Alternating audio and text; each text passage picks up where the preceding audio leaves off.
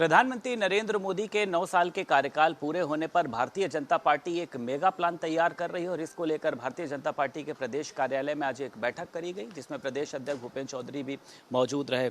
निकाय चुनाव में अप्रत्याशित जीत के बाद सर अब आप लोग लोकसभा चुनाव की तैयारियों में लगे। आज बैठक भी की गई, किस तरीके की रूपरेखा दी सर? नहीं, माननीय प्रधानमंत्री जी के शासन के 9 वर्ष पूरा होने के उपलक्ष्य में भारतीय जनता पार्टी की केंद्रीय इकाई ने बड़ा व्यापक जनसंपर्क अभियान तय किया है और जनसंपर्क अभियान के माध्यम से हम लोग अपने पूरे 9 वर्ष के कार्यकाल के अपने काम, अपना पूरा रिपोर्ट कार्ड हम जनता के बीच में घर घर रखेंगे।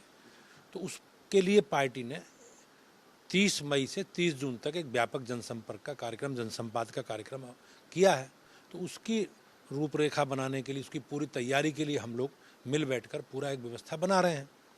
आज उसी सिलसिले में हम लोगों ने बैठक की है और पार्टी की तरफ से सभी लोकसभा क्षेत्रों में बड़े बड़े सार्वजनिक कार्यक्रम हैं, सामाजिक आधार पर सम्मेलन भी हम लोग करने हैं, अलग अलग स्वरूपों में जनसंपर्क के कार्यक्रम, अलग अलग क्षेत्र के लोगों के हिसाब से हम लोगों को इस प्रकार के कार्यक्रम हम लोग करने हैं। 23 तारीख को माननीय डॉक्टर श्यामा प्रसाद मुखर्जी जी का जन्म पुण्यतिथि है। मन की बात का कार्यक्रम है 25 तारीख को। तो एक पूरे कार्यक्रम को हम लोगों ने 1 महीने चलने वाले कार्यक्रम डिजाइन किए हैं और हमारी अपेक्षा, पार्टी की अपेक्षा ये है कि घर घर जनसंपर्क करके अपनी बात जनता के बीच में रखना। टिफिन के माध्यम से एक जो बैठक आप लोग शुरू करने जा रहे हैं, टिफिन बैठक है, मिस्ड कॉल अभियान है, सांसद मंत्री विधायकों को भी सर इसकी जिम्मेदारी दी जाएगी और ये भी बताया जा रहा है कि मोदी जी का पत्रक भी कोई सब कार्यकर्ताओं को काम का विभाजन करके घर घर अपना विषय रखने के लिए, अपनी बात कहने के लिए हमारी पत्रक है, हमारे जो भी काम के वो सारे विषय हम जनता के बीच में रखेंगे। उसमें अलग अलग ग्रुपों में, अलग अलग समूह के हिसाब से मैंने कहा नहीं आपको, लोकसभा के अनुसार बड़ी कार्यक्रम है, अलग अलग सामाजिक वर्गों के हिसाब से सम्मेलन है, कार्यकर्ताओं में बैठ के हैं, नए पुराने कार्यकर्ताओं के साथ। तो पूरा एक कार्यक्रम का एक पूरा रोड मैप है, उसकी तैयारी के माध्यम से हम लोग जनता के बीच में जाएंगे। देश के नए संसद को लेकर सर जिस तरीके से 28 मई को प्रधानमंत्री नरेंद्र मोदी को उद्घाटन करना है, विपक्ष लेकिन हमलावर है इसके ऊपर कि मोदी जी को उद्घाटन नहीं करना चाहिए। अब हम सबके लिए लोकतंत्र में, हमारे देश में लोकतांत्रिक व्यवस्था है और हम अपने चुने हुए प्रतिनिधियों के द्वारा सत्ता का संचालन करते हैं। हमारे लिए संसद के नए भवन का लोकार्पण सबके लिए गर्व की बात है, ये कोई राजनीति का विषय नहीं है।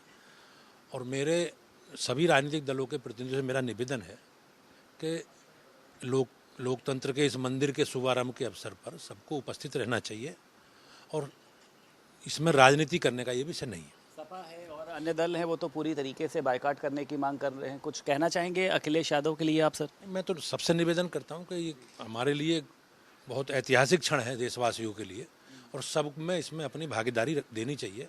लेकिन अगर लोग बायकॉट की, जहाँ तक आप बात करोगे, तो अगर इस तरह की स्थिति रहती है तो जनता उनका बायकॉट कर देगी।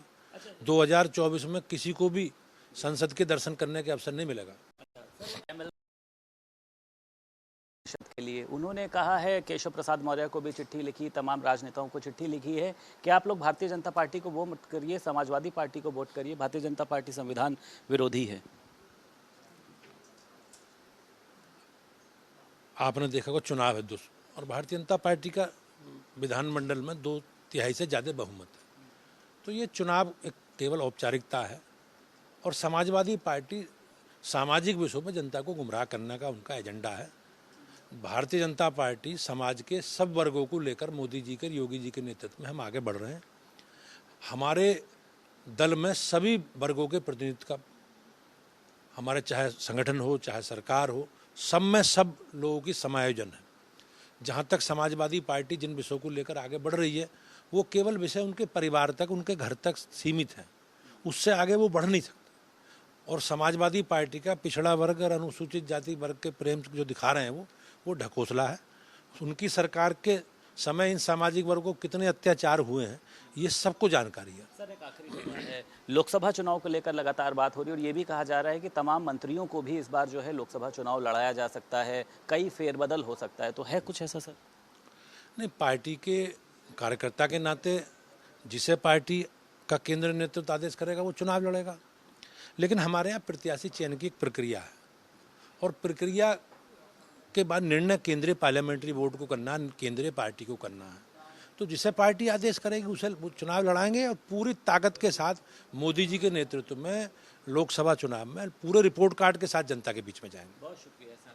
भारतीय जनता पार्टी के प्रदेश अध्यक्ष भूपेंद्र चौधरी हमारे साथ मौजूद थे और साफ तौर पर उनका कहना यह है कि अगर संसद भवन में विपक्ष नहीं आता है तो जनता उनको कभी भी संसद में आने का मौका भी नहीं देने वाली है। लखनऊ से वीडियो जर्नलिस्ट आशीष के साथ संदीप खेर, भारत समाचार।